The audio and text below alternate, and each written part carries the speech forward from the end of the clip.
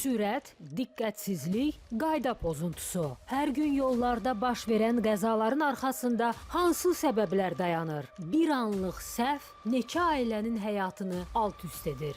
Sükan arxasında məsuliyyətsizliyin qanuni cəzası nədir? Bu dəfə vəkillər Mirzəxan Kişiyev, Pürzə Əliyeva, Bəxtişəm Adıgözəlova və plastik cərrah Vasif Məmmədov studiyada yol nəqliyyat hadisələrinin səbəblərini araşdıracaq, qanunvericiliyin tələblərini və məsuliyyət mexanizmini müzakirə edəcəklər. Qanun və icra, vəkil Əkbər Yusifoğlu'nun təqdimatında. Birazdan. Şərur MTK-nın baş sponsorluğu, Cihan Seylon çaylarının sponsorluğu ilə qanun və icra başladı. Şərur Mənzil Tikinti Kooperativinin sədri İsfəndiyar Axundov. Şirkət artıq 30 ildir ki, Bakı şəhərində mənzil tikməklə məşğuldur. Ona görə də çox böyük təcrübəyə malikdir. Yəni binalarımız həm keyfiyyətli, həm dayanacaqlı, həm də vaxtında qazın suyun işığını veririk. Ona görə də biz müraciət edirik sakinlərə. Yasamalda, Sarayda, Xırdalanda, Qobuda mənzillərimiz var. Təmir evləri üçün 25.000 manat, təmirsiz üçün 5.000 manat ilk ödəniş olacaq və uzun müddətli mənzillərə sahib ola bilərlər. Qapımız hər zaman üz-üzə açıqdır.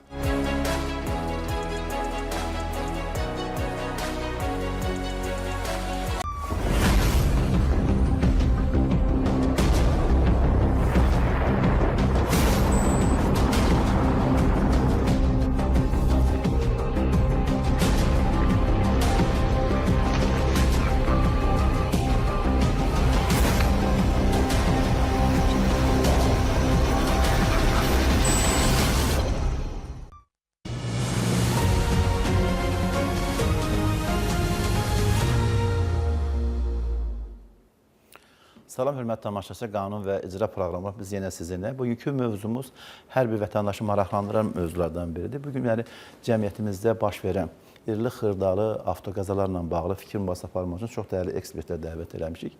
Əfsus olsun ki, yol qəzaları nəticəsində Azərbaycan vətəndaşları və Azərbaycanda yaşayan daimi vətəndaşda olmayan şəxslər və digər vətəndaşlar, hətta belə xarici vətəndaşlar da avtoqəza nəticəsində həm xəsarət alır, həm də ki, dünyasını dəyişir. Bugün söhbət edəcəyimiz mövzu Cinayət Məcəlləsinin 262, Cinayət Məcəlləsinin 262 və 270-ci maddələrin əhatədə maddi hüquq normaları ilə bağlı istərdim ki, baş verən hadisələrə səbəbkar olan və bu işdə təqsirli olan şəxslərin həm sanksiya həddində cəzalarla bağlı dəyərli vəkillərimizin və digər ekspertlərimizin fikrini alıb sizlə paylaşacağıq. Bu günləri biz istəsək, istəməsək də hər il yüzlərlə, minlərlə Azərbaycan vətəndaşı avtoqəzanın qurbanı olur və bu hadisələrin qarşısını almaq üçün dövlət tərəfindən təhlükəsizlik qaydalarına əməl etməyən insanların yekunda cəzalandırılması ilə bağlı mən hesab edirəm ki, bu irəliləyən dəqiqədə vəkillərimizin fikrini sizinlə paylaşacağıq. Bugünkü dəyərli qonaqlarımız Azərbaycan Respublikasının Vəkillər Kollegiyasının üzvü vəkil Mirzəxan Kişiyev, Azərbaycan Respublikasının Vəkillər Kollegiyasının üzvü vəkil Bəxtişəm Adıgözəlova və Azərbaycan Respublikasının Vəkillər Kollegiyasının üzvü vəkil Pürzə xanım Əliyeva və eyni zamanda Pürzə xanım inşallah burada da bizə qoşulacaq və eyni zamanda plastik cərrahımız, çox dəyərli ekspertimiz Vasif Məmmədov. Mən hesab edirəm ki, bugünkü mövzumuz çox maraqlı mövzudur. Həmin bunun belə deyək ki, avtoqəza nəticəsində baş vermiş sifət cizgilərinin əl, ayaq və itirilməsi ilə nəticələnən halları da biz dəyərləndirəcəyik və bunların adaptasiya olunması və cəmiyyətə qaytarılması və eyni zamanda baş vermiş hadisə nəticəsində vətəndaşlarımızın sifət cizgilərində, eyni zamanda belə deyək, görüntüsündə vizual baxışla aparılan əməliyyatlarla bağlı. Bir var gözəlliyə gözəllik atasan, bir var ki, olmuş gözəlliyi bərpa edəsən. Bu tamamilə fərqli yanaşmadır. Buna görə mən doktorumuzun fikirlərini paylaşacağım. Eyni zamanda fikirləşirəm ki, bu sahədə xüsusi biliyə malik olan çox dəyərli doktorumuz bizə belə deyək ki, gözəlliyin bərpası ilə və baş vermiş hadisə ilə bağlı fikirlərini söyləyəcək. Mirzə müəllim, xoş gəlmisiniz. Çox sağ olun, Əkbər müəllim. Mirzə müəllim, avtoqəza elə bir hadisədir ki, bu günləri hamımız və bizi dinləyən efir arxasında dəyərli tamaşaçılarımız da yol nəqliyyat hadisələrinin qurbanı olur, iştirakçısı olur və eyni zamanda bizim özümüz tərəfimizdən də baş verə biləcək amilləri yaşayırıq. Məsələn, mən sükan arxasında bacardığım qədər təhlükəsizlik kəmərindən istifadə edirəm və eyni zamanda bacardığım qədər yol hərəkət haqqında qanunun, eyni zamanda inzibati hüquq pozmadan qarşısını almaqla bütün hərəkətləri qarşısını alıram. Amma son zamanlar bir dəqiqə hal-hazırda biz qış mövsümünü yaşayırıq. Bu günləri bir dəqiqə fevral ayının 10-udur. Yollarda dövlət tərəfindən olunan xəbərdarlığa baxmayaraq bəzi yerli oldu, olmadı şoferlər bir deyək ki, yola çıxırlar, ehtiyacı oldu, olmadı, bir deyək ki, yolun havasını, küləyin, sürüşməni, qarı, yağışı nəzərə almadan bir neçə hadisə törədir və nəticə etibarilə Azərbaycan vətəndaşları həm xəsarət alır, həm də ki, əlillik müəyyən olur. Eyni zamanda elə insanlar var ki, doktora müraciət etmək, belə deyək ki, zərurət yaranır. Buyurun. Hörmətli Əkbər müəllim, qanun və icra proqramı bizim millətimiz, xalqımız üçün çox düzgün və vaxtında təşkil olunmuş televiziya verilişlərindən biridir. Burada niyə görə mən bu sözləri deyirəm? Ona görə deyirəm ki, cəmiyyətin inkişafı ilə bağlı, cəmiyyətin inkişafı dedikdə bütün sahələr inkişaf edilir. İqtisadiyyat, sənaye, təhsil və s. sahələr inkişaf edilir. Bu inkişafın içərisində insanların inkişafına uyğun olaraq avtomobillərin sayı getdikcə artır. Demək olar ki, hər gün artır. Möhtəşəm Bakı şəhərində, yəqin ki, siz bunu yaxşı bilirsiniz, hər gün o tırlar deyirlər, tırların üzərində yüzlərlə maşınlar gəlir, Bakıya daxil olur, təzə özü hamısı xarici maşınlar. Biz bir tərəfdən sevinirik, bir tərəfdən sevinirik ki, bu xalqımızın inkişafı üçün bizim xalqımız ən müasir, son dəbdə olan avtomaşinlər gətirirlər, sürürlər. Amma çox təəssüflər olsun ki, avtomobillərin sayı artdıqca buna uyğun olaraq, elə bir saya uyğun olaraq da avtoqəzaların sayı artır. Niyə artır? Elə bugün biz bura ona görə yığışmışıq. Niyə artır avtoqəzaların sayı? Onların qarşısını almaq üçün görülən tədbirlər. Görülən tədbirlərə gəlirəm elə.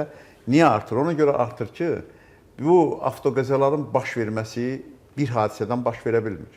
Deyək ki, yalnız sürücülər bərk sürür, ona görə də xeyr. Deyək ki, yalnız spirtli içkiyə görədir, xeyr.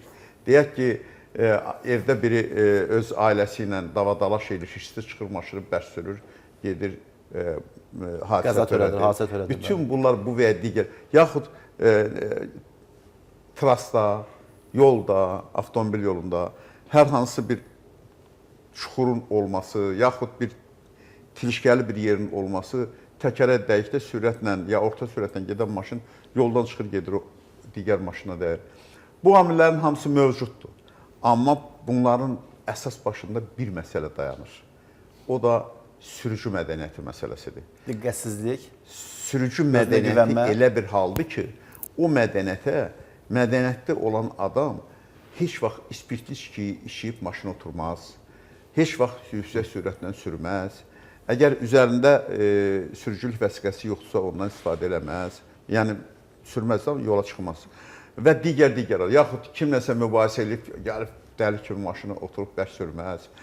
Çox yaxşı yadımdadır, elə burada yadıma düşdü. Mən bir dəfə hələ hakim olanda orada bir işə baxırdım. İşə baxanda gördüm ki, bu sürücünü veriblər, həmin 263-1.1 adam ölübdür. Ölüm hadisəsi baş verir. Həm bundan veriblər. Həm də bunun yanında bir dənə az ağır xəsarət yetirmə faktı da var. Bu, həm də az ağır xəsarət yetirib. Baxıram ki, bu necə olubdur?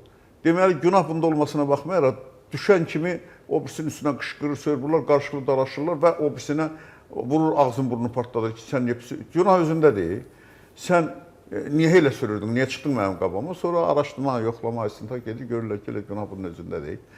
Yalandan onu vurduğuna baxma. Bunu həm avtonəqliyyat hadisəsi törədir, həm də başqa şəxsə az ağır xəsarət yetirdiyinə görə bu iki maddə ilə gəlib məhkəməyə. Aydındır. Həm bununla, bura nə daxildir? İndi ona sual verirəm ki, sizin nəslimizdə, kökümüzdə ruhi xəstə olub, yaxud psixi çatışmazlıq olub, deyir, yox, nədir ki? Deyirəm, bəs yoxdursa, sən hadisədir də oldu, maşına dəydi, artıq əzildi. Ya zəlzələdən, ya kiminsə günahı da, ya sənin, ya o birisinin. Onda düşəndə söyüş söylürlər, adama cumurlar, gedib onu vururlar. Bax, siz əvvəl işlədiyiniz bir ifadə var da, sözcük mədəniyyəti. Bax, o Bəli. istinad olunmalıdır. Bəli, elə bu adamda ya psixik çatışmazlıq olmalıdır, ya xüsusi tam mədəniyyətsiz bir insan olmalıdır. Aydındır, aydındır. Belə olmaz. Bütün bunlar gətirib çıxardır. Bir də ki, hal-hazırda düzdür, bizim baş şəhərdə mütəmadi olaraq yollar təmir edilir, avtomobil yolları gözəlləşdirir. Yadımıza salaq, 20 il bundan qabaq yollar nə cür vəziyyətdə idi, bərbad vəziyyətdə idi. İndi o qoşa mən sual yollar kimi verəcəm Mirzə müəllim. amma yenə azdır bu. Maşın Onu artıraq. sual kimi verəcəm, o Bəli. hadisələrlə səbəb olan Aydındır. müəyyən amillərə bax. Bəhsən xanım, xoş gəlmisiniz. Bax, Mirzə müəllim o bəzi səbəbləri araşdırdı və fikrini söylədi.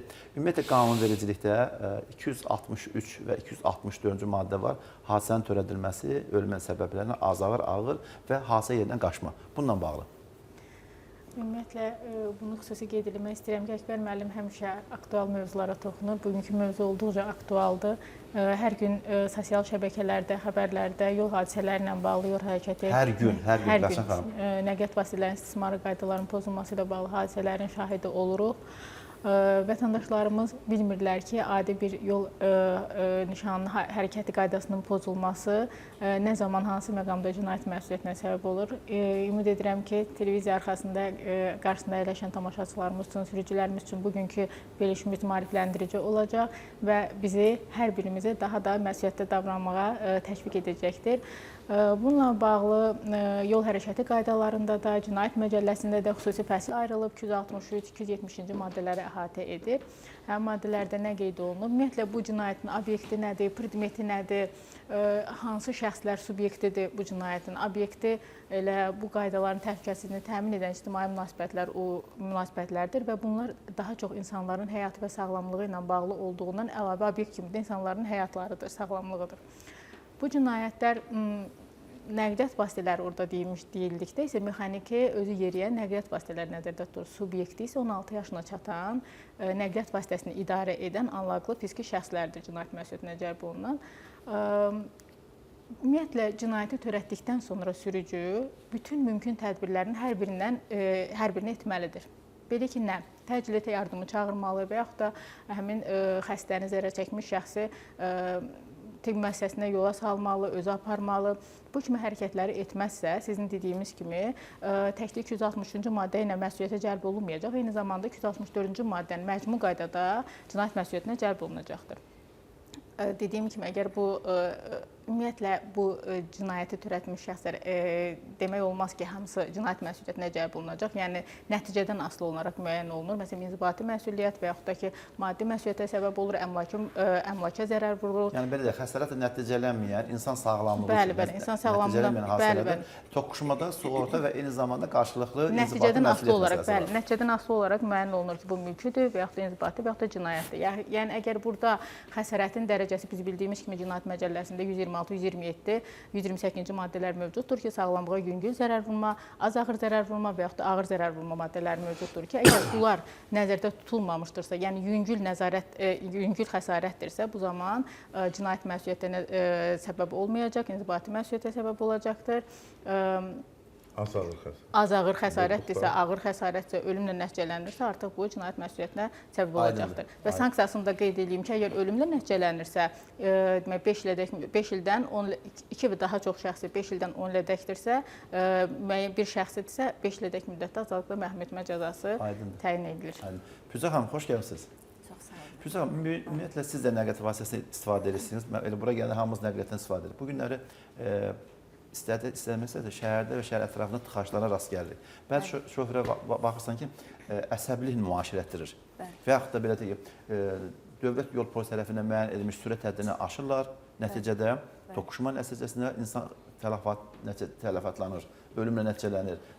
Belə deyək ki, birdən görürsünüz, bax bu yaxınlarda 8 saat qar yağdı. Mən Yasamalda oldum. Orada dairəvi yolda uşaqlar gəldi ki, ata 8 dənə maşın, hansı maşınların birinin qiyməti 50 mindən yuxarıdır. 8 maşın bir-birinə dəyib ehtiyatsızlıqdan. Yəni sürət seçməmək, belə deyək ki, hər cürə şərait var. Yol düz, normalını, yağış da belə yağıb olsun. Amma havaya uyğun məsafəni seçmək, ara məsafəni seçmək lazımdır. Buyurun. Çox sağ olun Əkbər müəllim. Həm dəvətiniz üçün, həm bu mövzu üçün.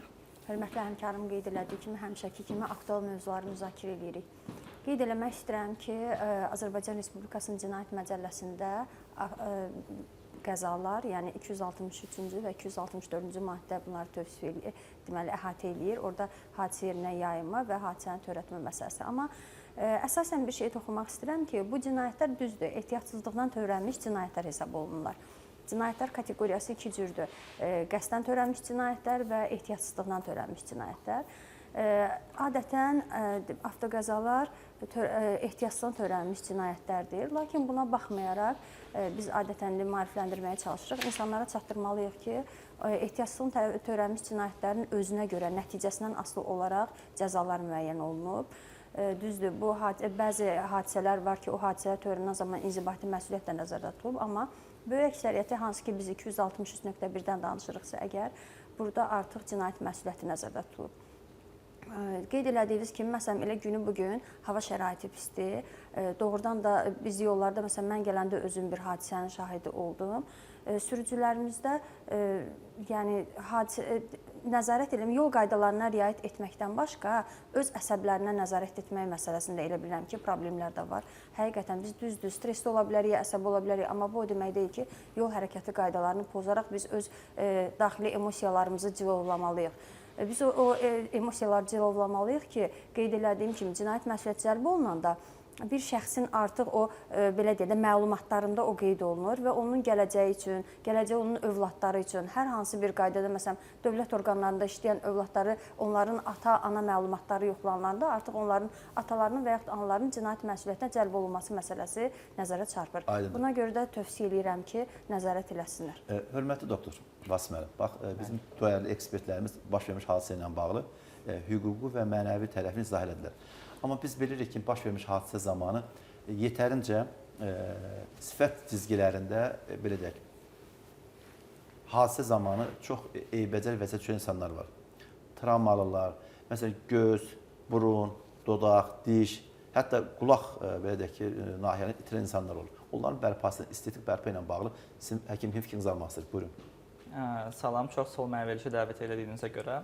Əvvəla onu demək istəyirəm ki, üz insanın cəmiyyətə tanınması üçün ən vacib strukturdur, ən vacib orqandır. Üzdəki hər hansı bir 1 millimetrlik bəzən cizgilər belə 2 metrdən və ya daha yaxından baxıldığı zaman həmən diqqətə çarpır. Ona görə üzün bərpası çox vacibdir. Amma bir həkim olaraq təbii ki, biz əvvəlcə zərər çəkmiş şəxslərin həyati funksiyalarını davam etməyi üçün həyati orqanlarının rekonstruksiyasını düşünürük. Bunların ən başında da hava yolu gəlir.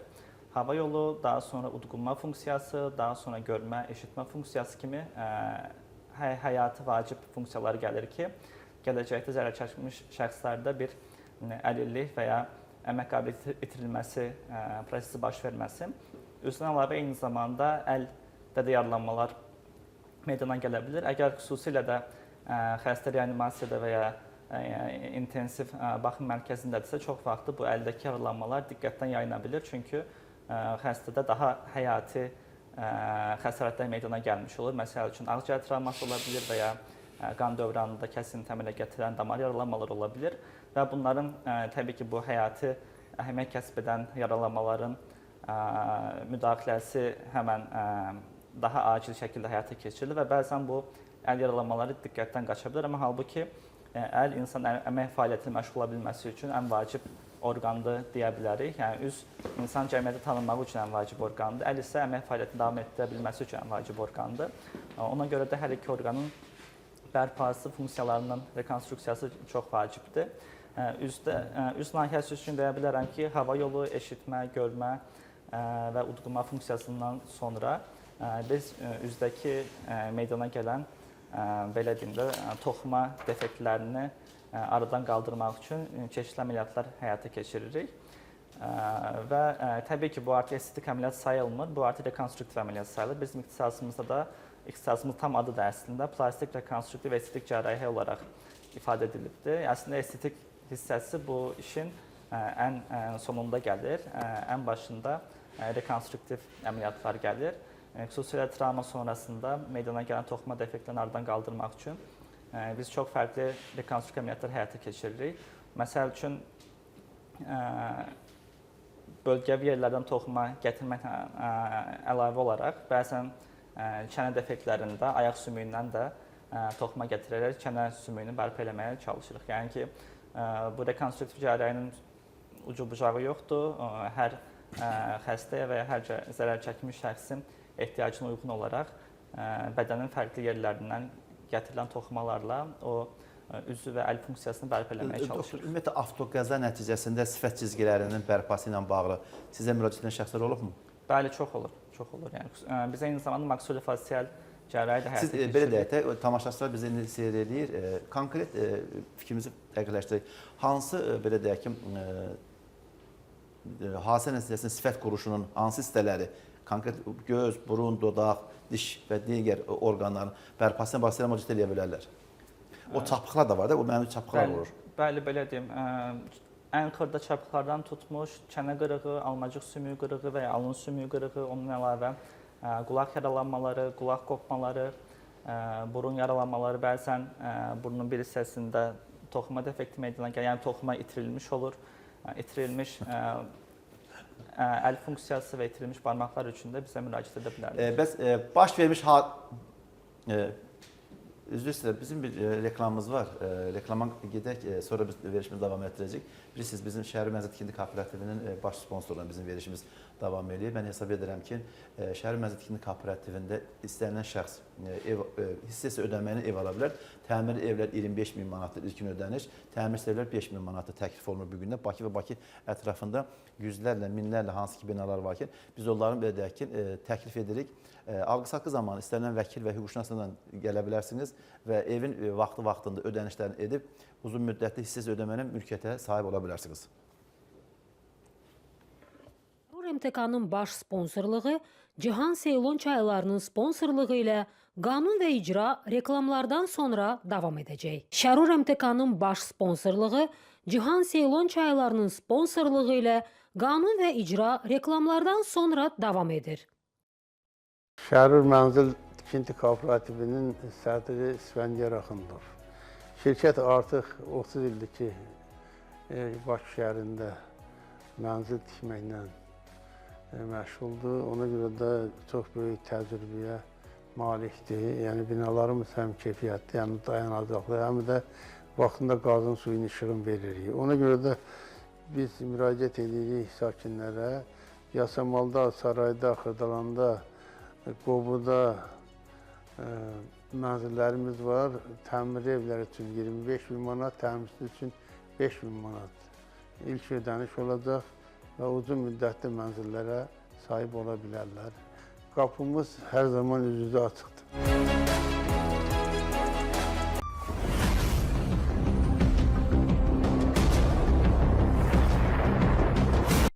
Hörmətli tamaşaçılar, biz verişimizə davam edirik. Mən hesab edirəm ki, bugünkü mövzumuz çox maraqlı mövzudur.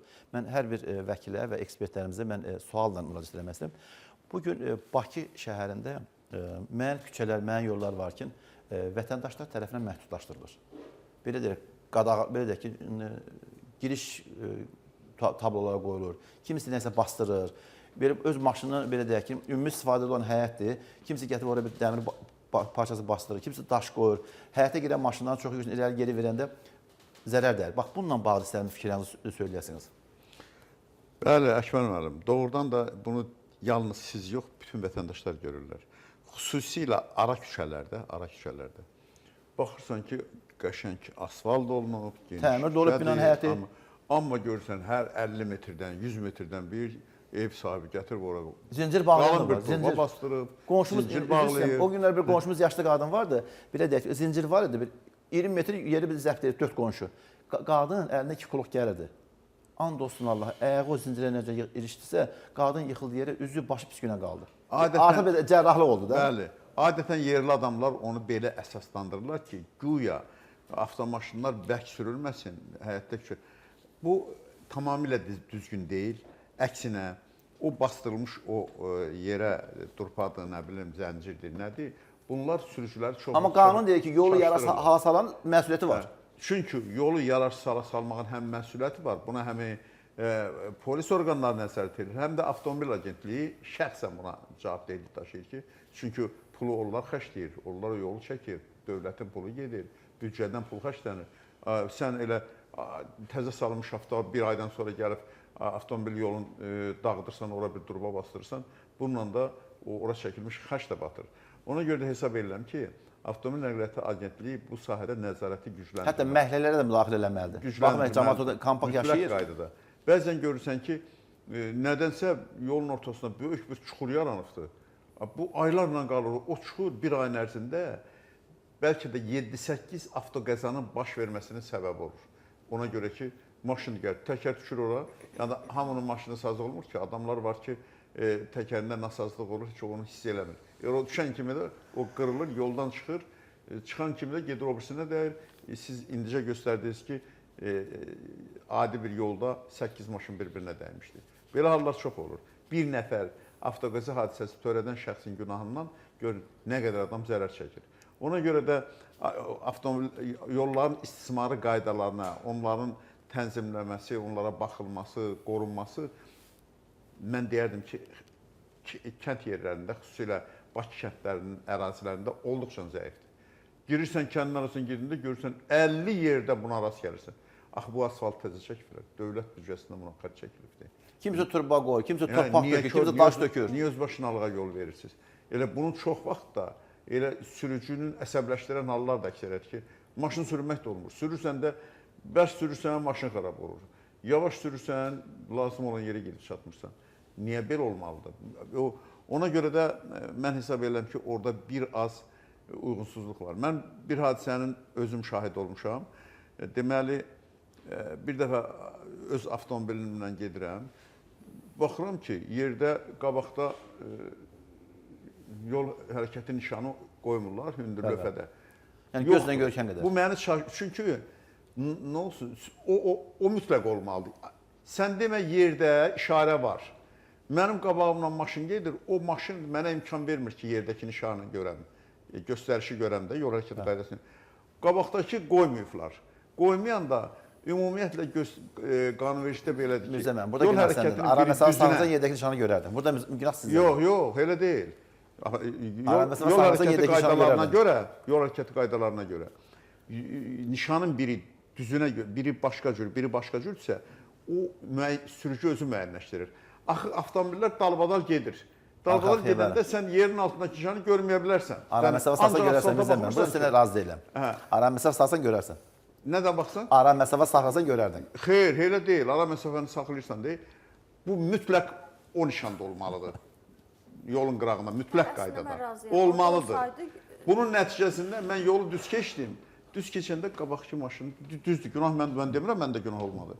Biz indi hər bir insan o qədər yol hərəkətində ciddi və professor kimi yanaşmır ki, görüm yavaş-yavaş sürür, nəsə. Yol hərəkəti nişanı həmin yolun qırağında olmalıdır, həmin asfalt hissəsində olmalıdır. Bax, düz keçəndə günah məndə oldu. Günah məndə oldu. Qarşıdan gələn maşın da cavan bir oğlanı düşdü, qayıtdı ki, ay müəllim, bəs sizdə görüm məndə oldu günah, amma da keçdi də. Düz deyil, bu aramızda heç bir narazılıq yox, bir şey yox, onsuz sığorta zaten həll oldu getdi. Amma yol hərəkəti qaydalarının baş verməsinin, yol nəqliyyat hadisələrinin baş verməsinin səbəbi çox müxtəlif səbəblərdən olur. Diqqətdən başqa. Mirzə müəllim, mən bölgələrə tez-tez gəlirəm. Ən çox yollarda görürəm ki, məsələn, yolun o sağ və sol hissələrində təkər izləri var, maşın izləri var. Mən bunların 99% hamısını yoxlamağın nəticəsində baş vermiş hadisə kimi dəyərləndirirəm. İdarə etməni itirmək yox. İdarə etmək tamamilə bir fərqlidir. Yoxlayıb hadisə törədən insanlarımız da var. Özünə güvənən insanlar da var. Var. Məsələn, bax, mən Bakı şəhərdə maşın sürəcəm. Mən özümə söz verirəm ki, mən ara məsafə saxlayıb maşın sürəcəm. Bir ara məsafə saxlayıb, biri gəlir, gec ora. Başını saxlamaq mümkün deyil. Ara məsafə saxlayan kim gəlir, gir qabağa? İndi fikir verin. Mən özümü belə deyək ki, nümunəli kimi aparmalısın. Mən hələ indiyənə qədər bugünə dövlət yol polisinin əməkdaşları biri məni saxlamayıb ki, mənim hansı bir qayda pozusuna yol vermirsən. Ola belə sürətlərdən aşmışam, radar gəlib və mən cəriməmi ödəmişəm. Hələ bugünə qədər ağlım kəsəndən deyə, 18 yaşından bugünə qədər mən maşın sükan arasında idarə edirəm. Hələ bir dəfə dövlət yol polisinin əməkdaşları məni saxlayıb, o istasyona... Çoxsu sifətdən tanıyır deyin sən. Yox, üzr istəyirəm. Yəni, saxlayıb mənə demədilər. Nəyə görə? Mən axı qaydaları pozmuram. Mən özümü cəmiyyətə bir Pozulmalı. nümunə kimi göstərdim. Hər bir vətəndaş Siz, mən və pozulmalıdır qayda. xanımlarımız nümunə daxil Mən cəmiyyət onu üçün. demək Bax, istədim, bəli. mən eyni zamanda mən onu vurğulamaq istəyirəm ki, bu günləri həqiqətən də avtoqəza nəticəsində bizim vətəndaşlarımızı itiririk. Belə əfsuslar olsun ki, o hissəsində cavanlarımızı itiririk. Bəli. Avtoqəza nəticəsində nə qədər tarixi, belə deyək ki, tarixdə iz qoymuş insanların övladları itirilir. Dövlətimizə lazım insanları itirmişik avtoqəza nəticəsində. Buyurun Bəşər xanım. Bu mövzu oldu. Fikrə getdiniz. Hə, bu mövzu Ara məsələ ilə bağlı. Əşvar müəllim, Ara bir məsələ yeri yox. gəlmişkən bir məsələn də deyim. Bütün maşın sürənlər elə hesab edirsiniz ki, yol hərəkəti qaydalarını yaxşı bilirlər. Çoxsu zəifdir. Taksi maşında gedirəm, taksidə gedirəm. Gəldik, mənim həmişə getdiyim küçədir. Bilirəm ki, buradan belə arxaya dönüş var. Taksi gəlib yaxınlaşanda deyirəm ki, hara getsən, dön də. Deyirəm, mən buradan nətər dönüm? Nişan yoxdur axı. Deyirəm ki, nətər nişan yoxdur? 4 yoldur, hər tərəfdən kəsilib, sən abratında. Taksi şoförü qalıb mənə, belə qayda var. Gördüm ki, bu yol hərəkəti qaydasını hələ taksi sürücüsü olduqlarına baxma bilmir. Başda saldım ki, bu halda necə? Dön deyir, bunu nətən bilmirdim. Bizim zəif cəhətimizin biri odur ki, sürücülərin əksəriyyəti yol hərəkət qaydalarını yaxşı bilmirlər, orada da Sizdə əlavə mən önəmək istəyirəm, çox belə deyim, mən ən çox narahat olan Dövlət Yol Polisi əməkdaşlarının bu yaxınlarda sosial şəbəkədə gördüm. Uyuşdurucu altında maşını idarə edən mən şoförlərə rast gəlmişəm. Çox təəssüf. İctimai nəqliyyatda baş verən hadisələr, biri var ki, mənim sükan arxasında özüm sükan arxasında özüməm, sürücüyəm də, öz maşınımı idarə edirəm. Bir də var ki, ictimai nəqliyyatda mənim də ailəm, sizin də ailəniz, hamımız talihimizi ona tapşırmışıq.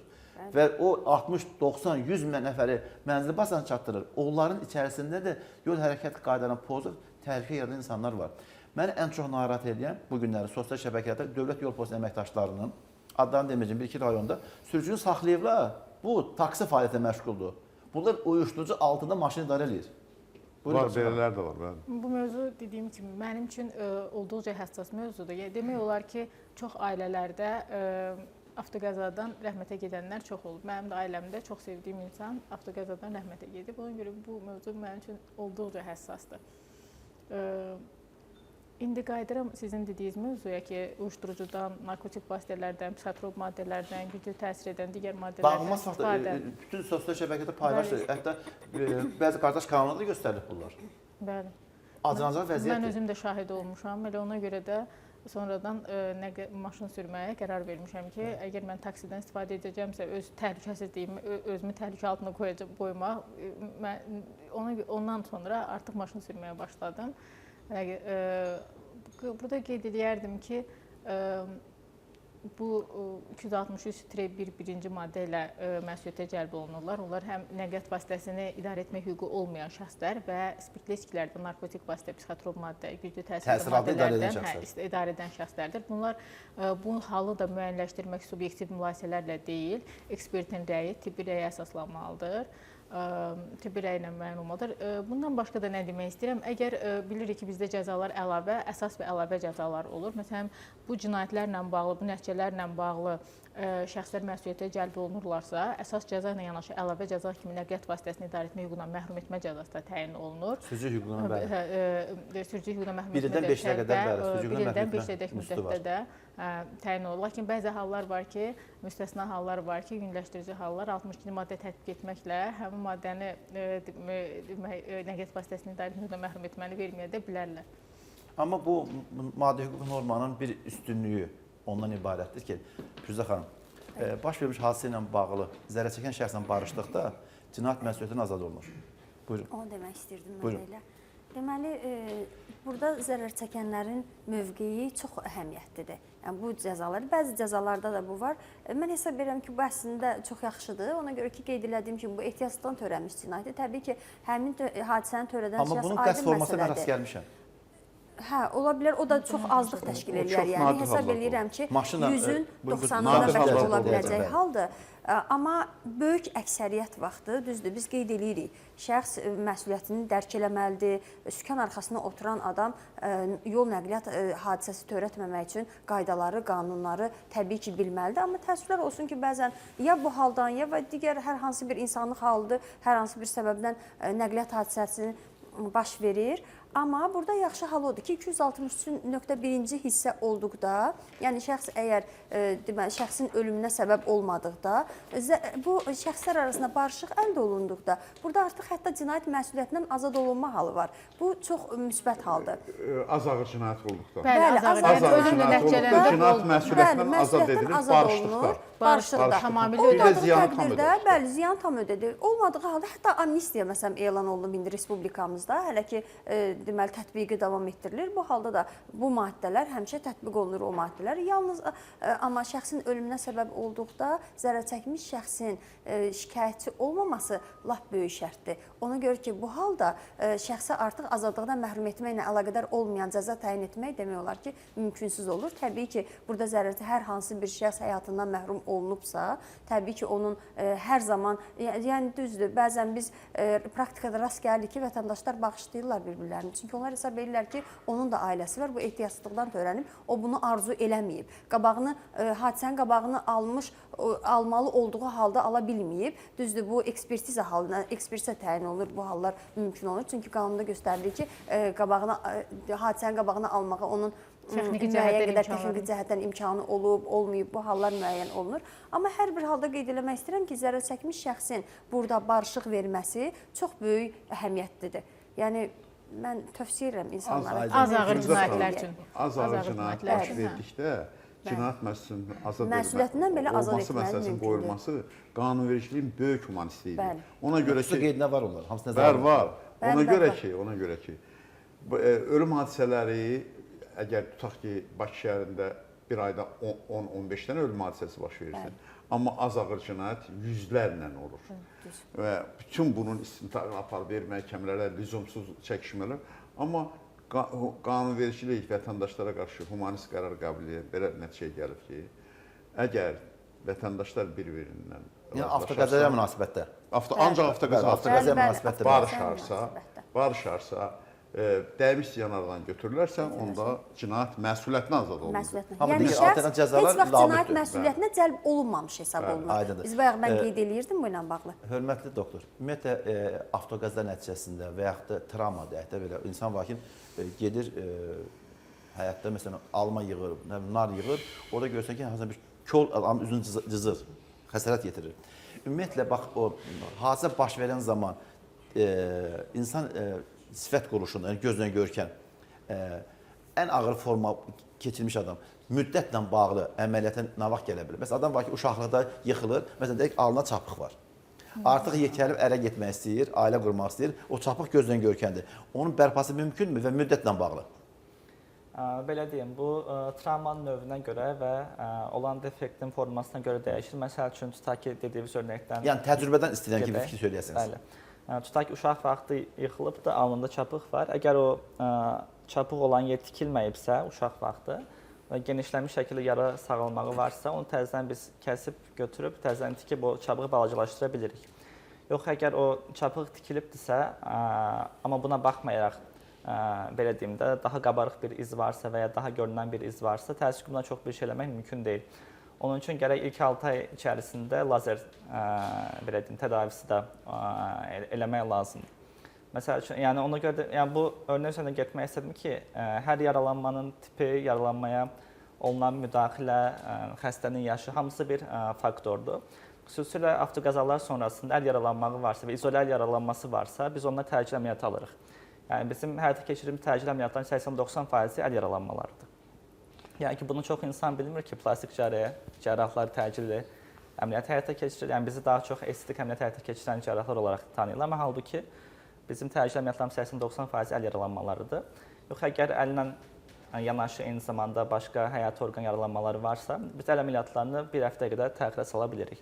Xüsusilə vətər yaralanmalarında, sümük qırığı olduğu durumlarda və sinir xəsarəti olduğu durumlarda bir həftə içərisində əməliyyatı həyata keçirmək lazımdır. Və müddət olaraq da deyə bilərəm ki, nə qədər tez əməliyyat həyata keçirsə, xəstənin sağalmağı da, bərpa prosesi də, sonraki fizioterapiyası da daha arzu olunan və daha istənilən şəraitdə həyata keçirilmiş olur. Üz yaralanmalarına gələcək olursaq isə, üz qırıqlarında yenə mümkün olduğu qədər tez müdaxilə olunmalıdır və üz qırıqları fiksasiya edilməlidir. Çünki bu daha sonra başqa fəsadlara yol aça bilər. Sadəcə estetik görünüş olaraq deyil, udqunma funksiyasını poza bilər, dilin kökünün arxaya qaçmasına səbəb ola bilər və ya nəfəs problemlərinə səbəb ola bilər və ya başqa xoşagəlməz hallara, xronik sinüzitlərə qədər fəsadlara səbəb ola bilər. Ona görə bunların müdaxiləsi tez olmalıdır. Amma tutaq ki, sadəcə üzündə bir neçə sıyrıq varsa və ya balaca kəsik varsa və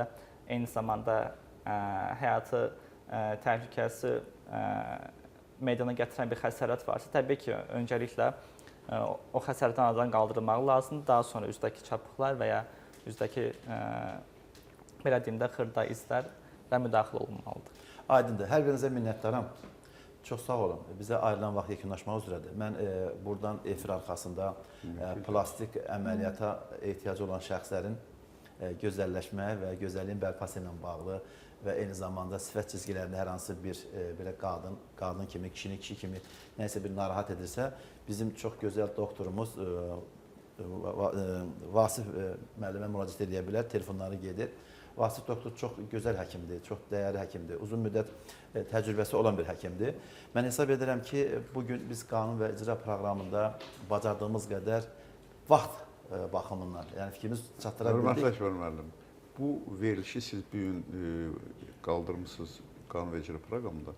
Bu çox mühüm və zəruri olan bir haldır. Çünki hamı bu verilişə diqqətlə qulaq asır. Ona görə ki, hamının maşını var artıq Azərbaycanda. Aydındır. Lazımdır bu təbliğat lazımdır insana. Aydındır. Mən buradan bu günləri həqiqətən də yol hadisələrinin qarşısını alması üçün Azərbaycan polisinə, Daxili İşlər Nazirinə, eyni zamanda Dövlət Yol Polisinin bütün heyətinə minnətdarımı bildirirəm ki, onlar yağışda, küləkdə, qarda, boyanda, yol qırağında belə deyək, bizim təhlükəsizliyimizi təmin edirlər. Bəli. Hörmətli tamaşaçılar, sağ olun, gələn görüşlərə qədər Allah dövlətimizi və millətimizi qorusun. Şərur MTK-nın baş sponsorluğu, Cihan Seylon çaylarının sponsorluğu ilə qanun və icraya baxdınız. Şərur Mənzil Tikinti Kooperativinin sədri İsfəndiyar Axundov.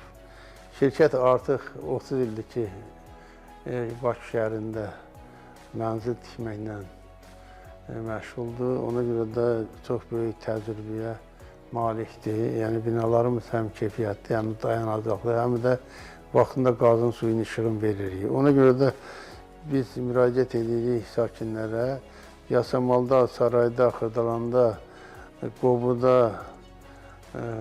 mənzillərimiz var. Təmir evləri üçün 25 bin manat, təmirsiz üçün 5 bin manat ilk ödəniş olacaq və uzun müddətli mənzillərə sahib ola bilərlər. Qapımız hər zaman üz-üzə açıqdır.